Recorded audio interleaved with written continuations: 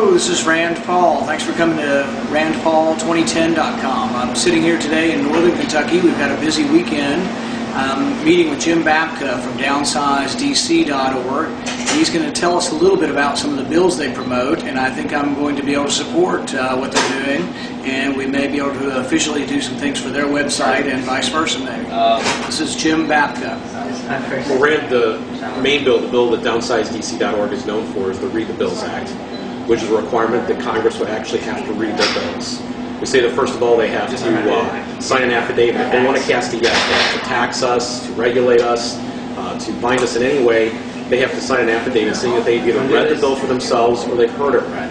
In the heard it read part, the Constitution says that a quorum is 50% plus one of the members. We say that that quorum needs to be seated to listen to the full reading of the bill from start to finish by the clerk.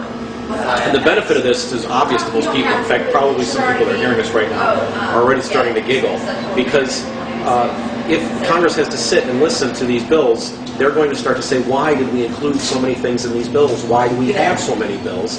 The bills will get shorter, the bills will get fewer. It's a very, very important part of what we're attempting to do. I often say in my speeches that not only do they not read the bills, they often don't even write the bills. The lobbyists are writing the bills. The bills come in at the last minute.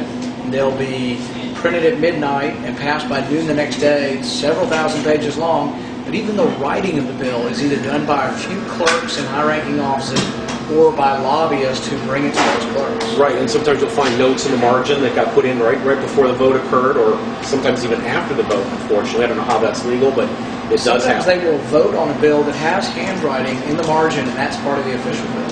Right.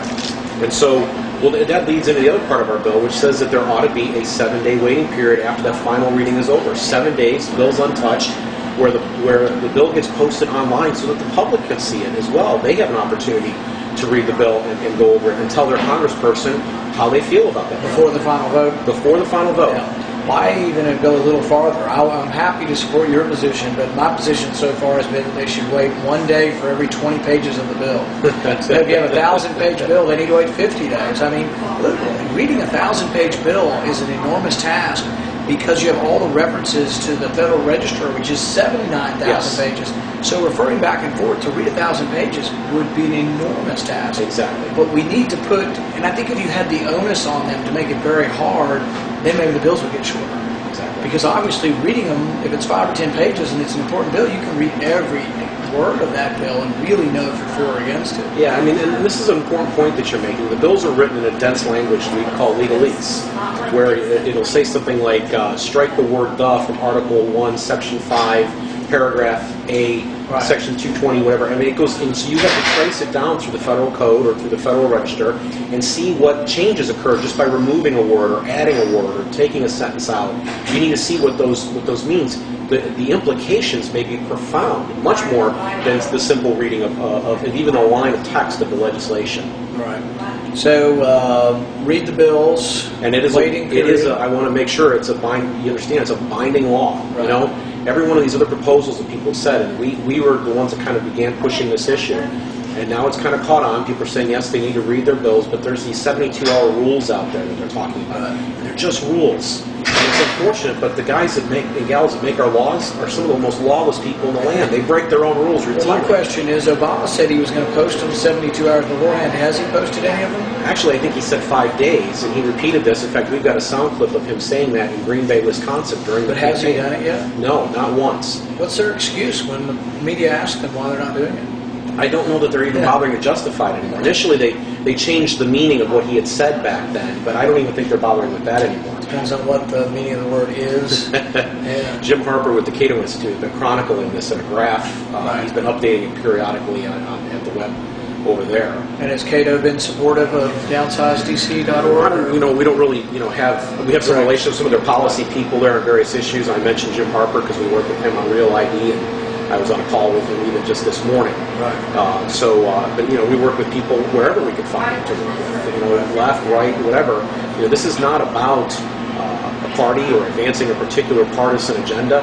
We reject that. We really want to try to do what we can to advance the Constitution and limited small government. Well, it seems to me that it's part of the overall reform movement that's out there, which is kind of what motivates the Tea Party movement. All the people that are showing up are unhappy that government's out of control, that it's a beast that needs to be tamed, that we have to get government back where the people have some say in what goes on.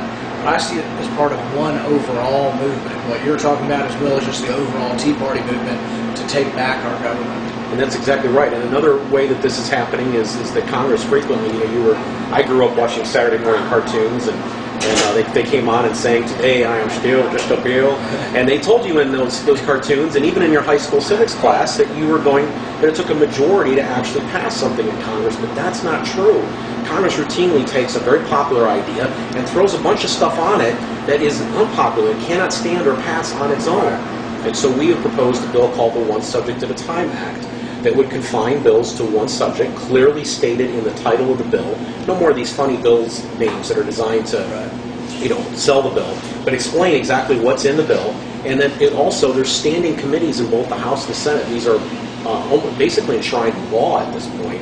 They're very traditionally been there for decades now. We say that committee, their work is the subject of a bill. If it goes over to another committee, that's a separate bill. Well, they're kind of supposed to be doing some of that already, because they will occasionally rule something non-germane to a bill. They do it in the Senate, but they do it willy-nilly when they choose to do it. So I would be definitely in favor of what you're talking about and trying to enforce it. And I think that some of the rules they have even on the books now, they aren't obeying. Right. The third proposal that we have is the Write the Laws Act. And this deals with separation of powers issue, the unconstitutional delegation of authority that Congress has given to the executive branch, where they think they have the ability to write the laws, that they have the ability to bind us without representation. Like the signing statements that were going on during the Bush administration and the Clinton administration, right, and probably Obama as well. But I think it's really a miscarriage of justice that a bill is passed, then the president's lawyers write page after page of a signing statement and attach it to it, and they're assuming that that's part of the bill. It's or even maybe for more it. prominent than the bill in some cases. I'm going to listen to this part, not this part, and so forth. And that just shouldn't be. And the Write the Laws Act says that if the regulatory agencies need additional authority or they need to set a rule of some kind, they need to send it back over to Congress, and Congress needs to pass it into law. The people need to have representation in the process. I'm absolutely in favor of that. I think it's a great idea. So those are three of the primary proposals we came down to talk to you about today, and there's others as well, but those are the three leading things on the DownsizeDC agenda. A fourth thing would be the Enumerated Powers Act. This is an actual bill that's been introduced by John Shadegg. Your father is one of the co-sponsors of it, and it's real simple. It doesn't bind them in any way. It just simply says they've got to specify from where in the Constitution they get their authority to do what they're about to do in this legislation. But did you see the comment the other day when Napolitano asked Representative Clyburn that question about health care? Clyburn looked at him and said, well, most of the stuff we do up here isn't authorized by the Constitution. Right. He just readily admitted that yes, most of what happens in Washington is unconstitutional. They just don't care. And he went one step further in that interview. He also added to that it doesn't say they couldn't do anything on health care. He said, you show me where it says we can't do this, which betrays the fact that he doesn't understand what the 9th and 10th Amendments of the Constitution say. It's not enumerated, it's reserved for the people in the states' respects. That's exactly right. And I don't think you have any problem with me supporting that as well. Very good.